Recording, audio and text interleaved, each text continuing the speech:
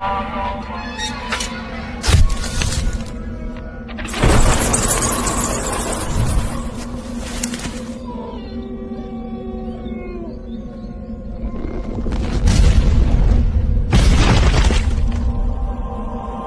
दोस्तों, आज मैं आपके लिए एक और भूतिया कहानी लेके आई हूँ। तो चलिए दोस्तों शुरू करते हैं आज की कहानी। दोस्तों, रोहन और संजय बुलेट राइड पर निकले थे। वे दोनों दिल्ली से हिमाचल का सफर कर रहे थे। सुबह से रात हो गई। वे लोग हिमाचल तक ही पहुँचे थे, पर अभी भी अपनी मंजिल से दूर थे। रोहन कहता है, भाई यही कहीं रुकने का इंतजाम करते हैं।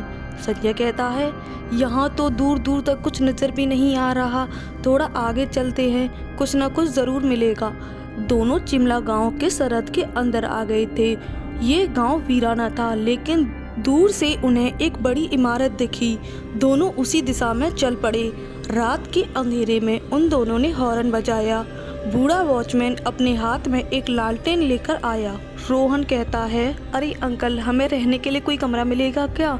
वॉचमैन कहता है, नहीं बेटा, अंदर जाना सख्त मना है। संजय कहता है, अरे यार, एक तो पूरे दिन बाइक चलाकर कमर टूट गई है, ऊपर से कोई कमरा भी नहीं मिल रहा है। तभी वॉचमैन कहता है, मैं तुम्हें अंदर तो नहीं जाने दे सकता, पर अगर तुम चाहो तो मेरे कैबिन में रह सकते हो। वहाँ सोने के लिए बिस्तर भी है और तुम दोनों के लिए खाना भी। रोहन कहता है, चलेगा अंकल, आप तो ग्रेट हो, आप जैसा दिलदार कहीं नहीं देखा। दोनों लड़के वॉचमैन के कैबिन में गए और फिर वॉचमैन ने उन दोनों के लिए गर्मा गर्म चाय बनाई। ठंड बहुत थी तो दोनों दोस्तों को चाय बहुत पसंद आई। वॉचमैन ने दोनों को खाना भी दिया और दोनों ने पेट भर खाना भी खा लिया। रोहन कहता है, थैंक यू अंकल, आपने हम दोनों की बहुत मदद की। वॉचमैन कहता है, कोई बात नहीं बेटा। तभी रोहन कहता है, अंकल, ये तो डाकघर है ना, यहाँ तो रहने का इंतजाम होता है, तो इस डाकघर के अंदर जाने की परमिशन क्यों नहीं है? वॉचमैन कहता है, ये बहुत लंबी कहानी है बेटा। संजय कहता है, कहानी? वैसे हमारे पास बहुत समय है, आप सुनाइए ना, मज़ा आएगा। वॉचमैन कहता है, ठीक है, आज से 10 साल पहले की बात है। तुम्हारी तरह 3 राहगीर इस ओर आए थे। उन तीनों का नाम था करण, मनोज और विनय। उस समय डाकघर में लोग ठहरा करते थे। तीनों एक कमरे में ठहर गए, कमरा नंबर 13। मनोज अपने दोस्तों से कहता है, कल सुबह होते ही यहाँ से आगे चले जाएंगे। तभी विनय कहता है, हाँ वैसे भी इस इलाके में है ही क्या, पूरा वीरान है। करण कहता है, हाँ वो तो है, पर अच्छा है कि इस इलाके में डाकघर है, वरना हम सब क्या करते। तभी मनोज कहता है, क्या करते का क्या मतलब है, खुले आसमान में सोते और क्या करते। तभी विनय कहता है, और खाते क्या, घास फूस। वे लोग बातें कर ही रहे थे कि अचानक उन्हें किसी लड़की की हंसी सुनाई देती है। करण कहता है, इस डाकघर में कोई औरत भी है लगता है। विनय कहता है, मुझे तो ये हंसी अपने कमरे में ही सुनाई दे रही है। उनमें से एक बाहर जाकर देखता है तो हंसी बाहर सुनाई नहीं दे रही थी। विनय कहता है, हंसी अंदर ही आ रही है। मनोज कहता है, लेकिन यहाँ कोई औरत नहीं है। वे लोग हंसी कहाँ से आ रही है ये खोजने लगे।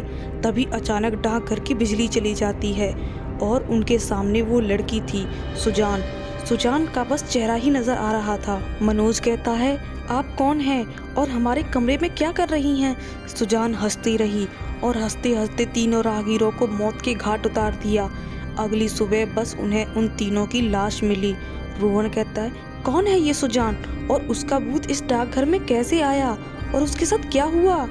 ये जानने के लिए तुम्हें सुजान की कहानी सुननी पड़ेगी। 11 साल पहले की बात है। हमेशा की तरह टूरिस्ट हिमाचल घूमने के लिए आया करते थे और कई टूरिस्ट शिमला में भी ठहरा करते थे। ऐसे ही एक टूरिस्ट ग्रुप में सुजान यहाँ आई थी। सुजान कमरा नंबर 13 में ठहरी थी। उस समय डाकघर के सारे कमरे फुल थे। सुजान बहुत ही खूबसूरत थी। सुनहरे बाल, गोरा रंग, हर एक की नज़र सुजान पर ही थी। सुजान और उसके दोस्त 2 दिनों तक शिमला में ही रुके थे। वो यहाँ एक पहाड़ों की तस्वीरें ले रहे थे। रात में वो अपने अपने कमरे में सोने चले गए और अचानक आधी रात को सुजान के कमरे से चीखने की आवाज़ सुनाई दी। उसके दोस्त और हम लोग वहाँ पहुँचे। सुजान जोर जोर से चीख रही थी। हमने मिलकर दरवाज़ा तोड़ दिया, पर अंदर कोई नहीं था। उसके दोनों दोस्त कमरे के भीतर गए और सुजान को ढूंढने लगे और फिर अचानक सबको सुजान की हंसी की आवाज़ सुनाई देने लगी। सबने ऊपर देखा तो सुजान छत से चिपकी हुई थी और जोर जोर से हंस रही थी। यह मंजर देखते ही हम लोग वहाँ से भाग गए, पर उसके दोनों दोस्त वहीं फंस गए। दरवाज़ा अपने आप बंद हो गया और फिर हमें सुजान के दोस्तों के चीखने और चिल्लाने की आवाज़ें सुनाई देने लगी। किसी में भी हिम्मत नहीं थी कि उन लड़कों को बचा सके। हम सब अपनी जान बचाने के लिए ही भाग रहे थे।